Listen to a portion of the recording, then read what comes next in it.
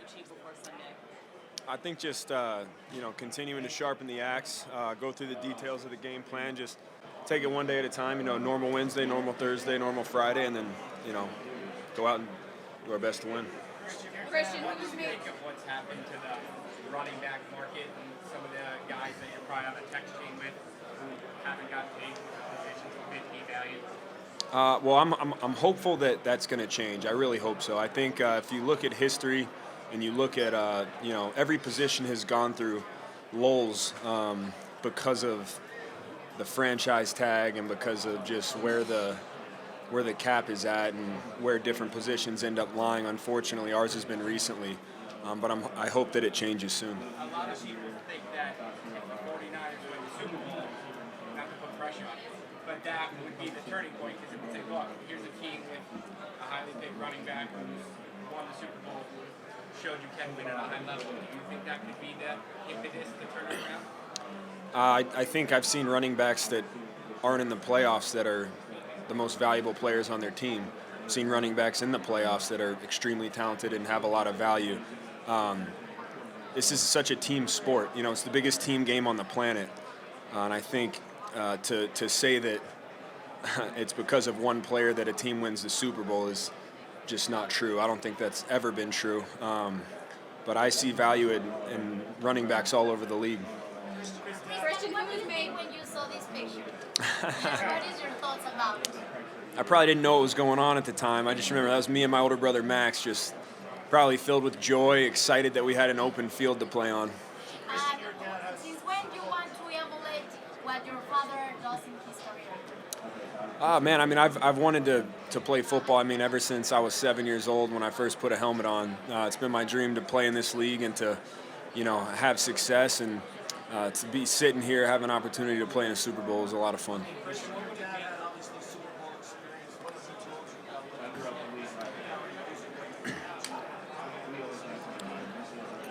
Yeah, it's a good question. He's pretty consistent in the advice he gives, and it's always about taking care of your body and resting as much as possible. Treat it like a normal week. Whatever you would do in week 4, in week 8, in week 12, wherever it is, do that. It's been going well all year, so just don't change a whole lot and stay calm, stay focused, and just continue to prepare mentally and physically all week. Christian, who has made the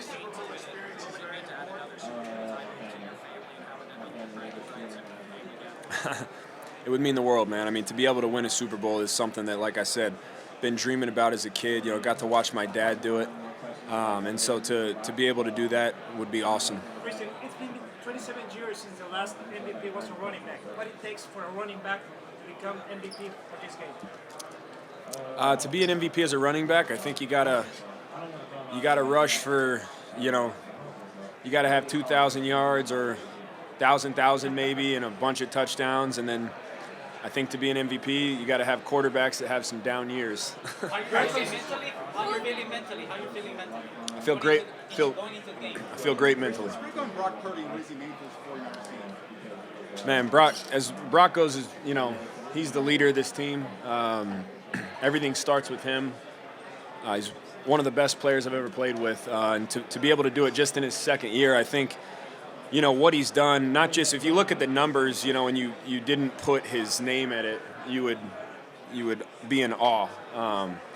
And then I think you add the fact that he was the last pick of the draft. You add the fact that I think people forget he rehabbed an elbow the whole entire offseason.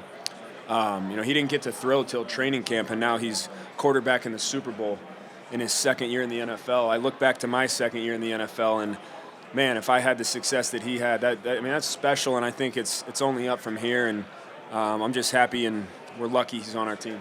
Beyond your dad's impact on the Super Bowl experience, what did you sort of learn from him or your grandfather in terms of speed training? They both were elite in that regard. Yeah, as far as speed training, and my dad always gave great advice. He was somebody that took a lot of pride, and a lot of people used to call him slow, and he took that to heart and tried to get as fast as humanly possible. Speed comes from first knowing what you're doing. I think especially in football, you can play fast if you if you know exactly what to do on every play and you're good at reading coverages, you're good at reading defenses, you know where to put your eyes. You know, Bobby Turner always says, run with your eyes and your feet will follow. And so I think that's the first part of speed in football. And then the actual mechanics part of it, you got to have good genes, and then you have to practice it all the time. I think speed's like anything. You need to rep it. You need to run fast and do it often. Did you study your grandfather's mechanics at all? No, not really, no. Your father won 3 Super Bowls, and assuming this might be your first, have you had a chance to sit down with your dad one-on-one and just embrace that moment as a father and son, and just take it? I mean, any advice from your dad, anything they can prepare you to this Sunday Super Bowl? Yeah, you know, I think when it comes to my dad giving me advice, I think sometimes the best advice is just to continue doing what you're doing. And for him, you know, he never made a game. Obviously, it's the Super Bowl, but there's no rah-rah speech. There's no pump-up speech. The natural emotion will come in, and I'll be excited. But, you know, as I said before, it's all about, hey, make sure your body's good, make sure your mind's good, and then go do what you do. Christian, That's who pretty much has it. made the biggest impact on your career and why? Man, it's hard to just say one. I've had so many people who have made such a big impact and so many people I'm thankful for.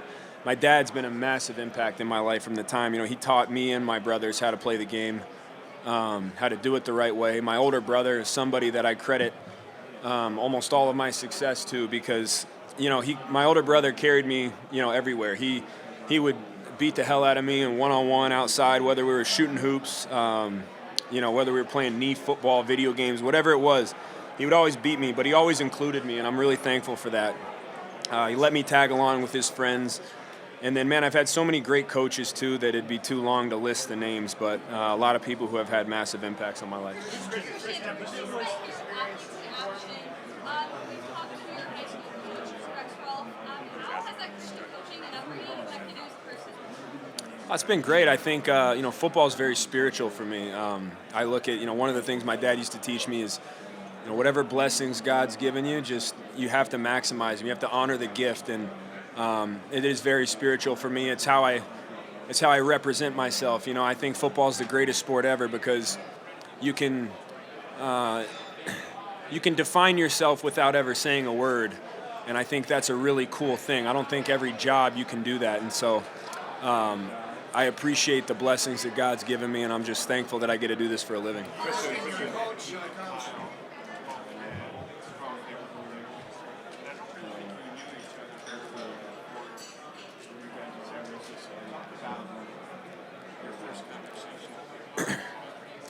Yeah, I mean, you know, I think going in, there was obviously a lot of talk about the Shanahan-McCaffrey connection, but I just tried to be as professional as possible.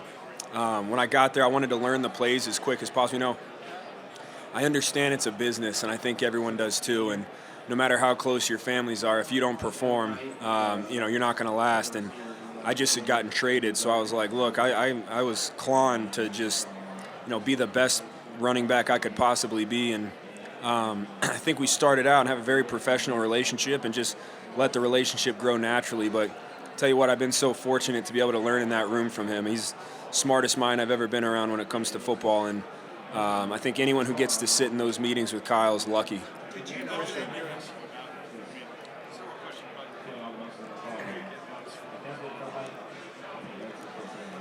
Man, I feel like I'm extremely similar to my mom in a lot of ways. You know, she's the engine of our family. She's the one that makes it run. She's feisty as ever, competitive as hell, not afraid to say what she thinks. But that's why we love her, man. I mean, she's the cool mom, you know, so to say, and just really lucky that, you know, she's a mom of 4 boys who all played sports, and to do that is really tough. And I think was the perfect person for it. Christian, if you had the chance to ask anyone a question, a one-on-one question, for anyone in the world, past or present, who would that be? Ooh, God, that's a tough question. If I could ask anyone Anyone in the world. past or present a question.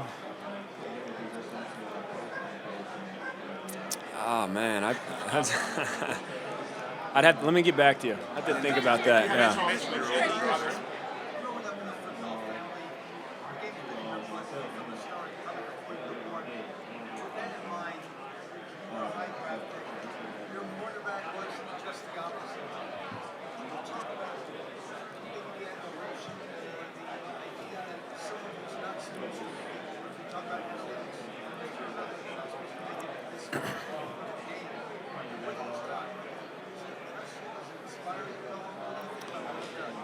Yeah, it's impressive as hell. You know, what he's done is amazing. You know, one thing I've learned being in the NFL is it really doesn't matter where you get drafted. You know, I've seen first-round picks who don't end up well, and you see a guy like Brock, you see guys who are undrafted who turn out to be, you know, all pros and Hall of Famers, and so nothing matters. I think when you get drafted, your past doesn't matter. And if there's one thing when you look at Brock's career, even in college, when you look at, I think I saw a video of his coach on senior day the other day and how he impacted that organization. That's just not a special player, that's a special person. And I think in the NFL, when you have someone like that who has the right mindset coming in, who's humble, who's hungry, who has that chip on his shoulder, they have a massive advantage because he's had to scratch and claw for everything he's ever had. And if you have that going into the league, I think that's a massive advantage and something that, you know, a lot of people who might be first rounders or top draft picks, you see a little bit of complacency sometimes, and Brock doesn't have any of that, and he still carries that same chip, still has that same attitude, and just a hell of a player. I think it's his upbringing, his background, you know, and just his genetic makeup, like his characteristics. He's just, that's him. You can't really shake him. You know, he's just calm as can be. You know, so. Yeah, definitely. Sal's mentioned play calling, right? And I mean, you've known Kyle for 10 years now, right? Right. We're in Yeah. this league together. There's a lot of pressure on him. You got to get the monkey off his back here and try to get this Super Bowl here. What have you seen from him the last few weeks, knowing that he's well aware of what everyone else is seeing here, him trying to get the Super Bowl? I can't say that I've seen a change. I really haven't.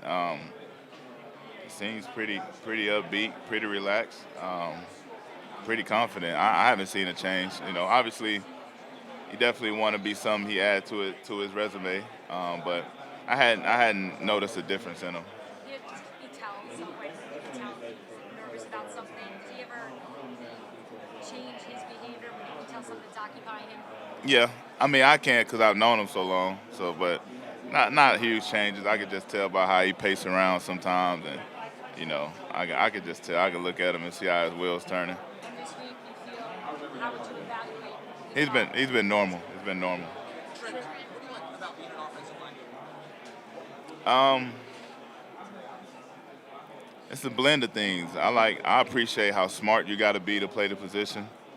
To be a consistent offensive lineman, how focused you have to be, how attention to detail plays a huge factor, and how skilled you have to be. It's one of the few positions that you go backwards, you know. And then as an athlete, all day you've taught going forward, and how fast can you go forward is a, you know, that's a measure of how good of an athlete you are. But you know, we do a lot of this on our heels, going against some of the best athletes on the field. So I appreciate the challenge of it, and I like the fact that it's you know, relatively, you know, under the radar. You know, I like to remain kind of under the radar.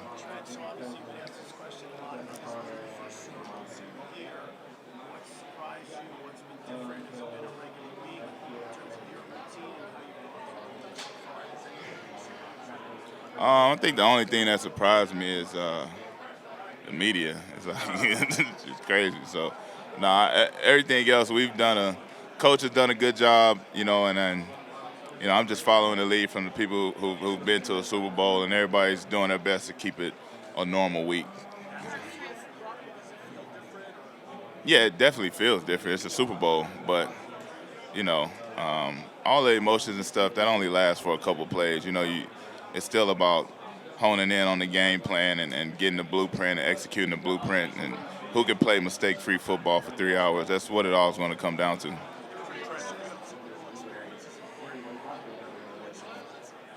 I mean, I think it's just Super Bowl is just as important as the NFC Championship, which is just as important as the divisional round game, just as important as the wild card. So I think if you've been in that win-or-go-home situation, it's pretty much all the same.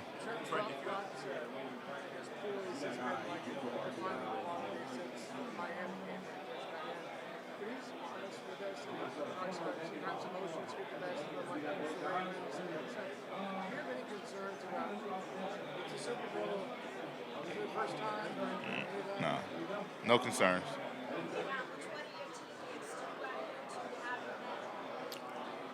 Man, Trent Williams for sure. Just the city, like the fans, like how amazing our fans is. This is number one thing. Question for the American football community in Belgium. They hardly use you as a running back in college, and then suddenly in 2021 you had a lot of rushes. Who came up with that? Was it you who asked it, or was it the coach? I think that was Kyle, and if you go watch the college tape, I did play a lot of running back actually, but it just came from Kyle. Deebo, how do you explain the fact that people actually love players like you and like Cordell Patterson who can be a threat both ways? What are you asking? How do you explain that people love players like you and Cordell Patterson who can be a threat in both ways? I mean, I think coaches love a lot of players that can do more than one position. Deebo, facing the secondary, young peer secondary of the team, being senior McCaffey, do you prefer to attack them with the yards after catch in a short pass, or do you prefer to go deep in slot? However Kyle want to get it done, we're going to get it done.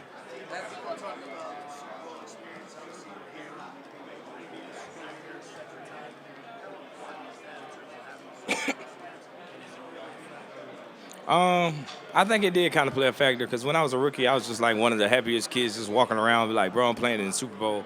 And I was kind of spoiled in the sense like, yo, like we're going to keep coming to the Super Bowl, but in reality, it doesn't happen. And it's like this time is a little different. I'm not too much up here because I know I've been here. I know what all come with it and things like that. So really just keeping the main thing. Nah, they cool. They know what to do. They've been playing pretty good ball. Brandon's catch, what are you going to remember most about it? One, I don't know how it even happened.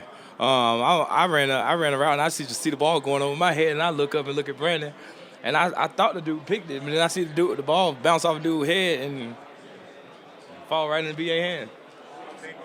Oh, that was huge. That was definitely huge. This year, winning the NFC Championship right now.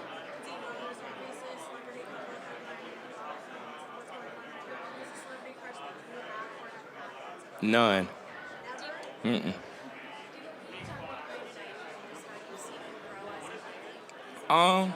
It's crazy because, man, I remember when Brandon first got here. Like, I seen it. Like, the man literally got all the tools to be one of the best wide receivers in the league, which he is that, and he's shown it over and over and over. But just to see him grow and, you know, from the little dreads to the long dreads, you know, from the little dreads to the long dreads, I think the long dread BA way better than the old head, the short dread BA. But man, the man playing outstanding right now for real. Yes, hi. Yes.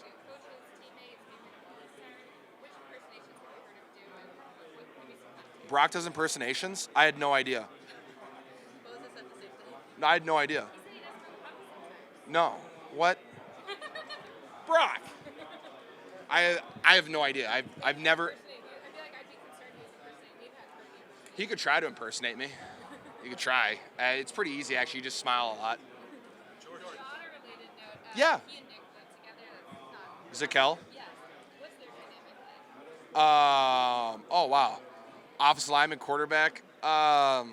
It honestly reminds me of me a lot. My rookie year, I lived with a wide receiver, Trent Taylor, and offensive lineman, J.P. Flynn, and my wife, who was my girlfriend at the time.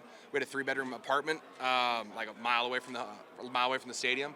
And it's just like you're just boys, and it's like really fun when you can like kind of have that college dorm life again.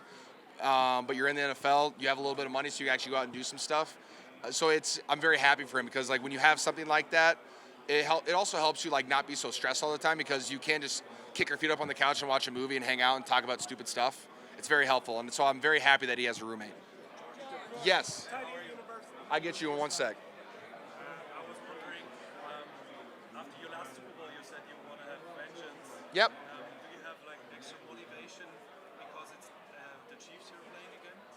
No, not necessarily. I think I don't really need to be motivated to play football, let alone a Super Bowl. The Chiefs just happen to be our opponent this year. They're a fantastic football team with all the weapons and all the answers, and they're the ones who have won 2 Super Bowls already. So there's no extra motivation because it's them.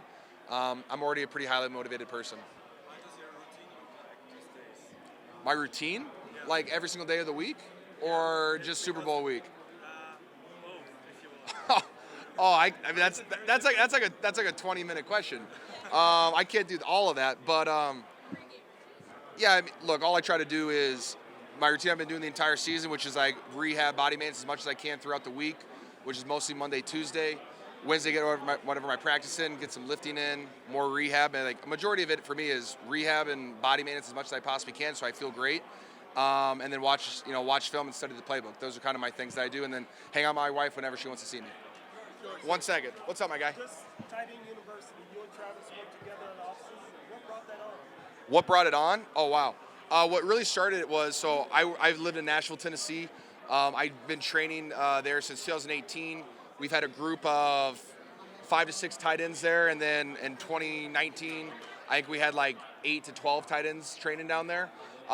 Nashville's kind of a hot spot. I absolutely love it down there. But then, hey guys, those are my tight ends. Dude, hey dude, how we doing? I'm talking about tight end you right now. Let's see. And then I was like, and then Greg Olson retired after the 2020 season from Seattle, and I had talked to him the last time we played him, and I was like, hey man, like, would love for you to come to Nashville. Like, would just love to pick your brain and talk about it. And so we were like, okay. I called him in the offseason, like, hey, would you come down and like spend a week with us? And he was like, well, we should invite a bunch of tight ends. We'll get Kelsey in. And so we got Kelsey involved with it right then. And so us three just kind of started. It's Kels, isn't it? That's so wild to me. But so then we got Trav involved, and us three kind of brainstormed about it. We're like, well, how many guys can we invite? And they're like, well, let's invite 20 guys. And then we realized once we invited 20, 50 guys wanted to go. And so our first year we did it at Lipscomb High School in Nashville, and we were kind of like just figuring it out as we went. My dad did a great job like planning the whole thing. Our marketing team, Rubicon, did a great job, orchestrating everything, getting sponsors and stuff. And then going into the second year, we did it at Vanderbilt, and we just kind of we just continually tried to put our heads together. And like the second year, I think we had like 95 people show up for the second year. I think we had like 87 this past year for our third year. And all it's been a really fun experience because anytime you can get like Greg Olson, Travis Kelce, we had Gronk at the last one talk, Jordan Reed talked at the last one too about releases. Like, you bring back guys who these players have like seen on tape, and they've seen them on Monday Night Football and Super Bowls and stuff like that, and then they can hear them talk about plays or like their routine or how do they stay healthy, how do you last 10 years in the NFL. Whether you're Travis Kelce, whether you're Mercedes Lewis, Michael Pruitt's in like year 9, like we ask these guys and like they talk to the young guys. It's just kind of like a seminar of like how to be a professional tight end and how to like achieve your dreams and not just be like, oh hey, I'm in the NFL. It's like, no, how are you going to attack it every single day, and how are you going to be better than all the guys in the room?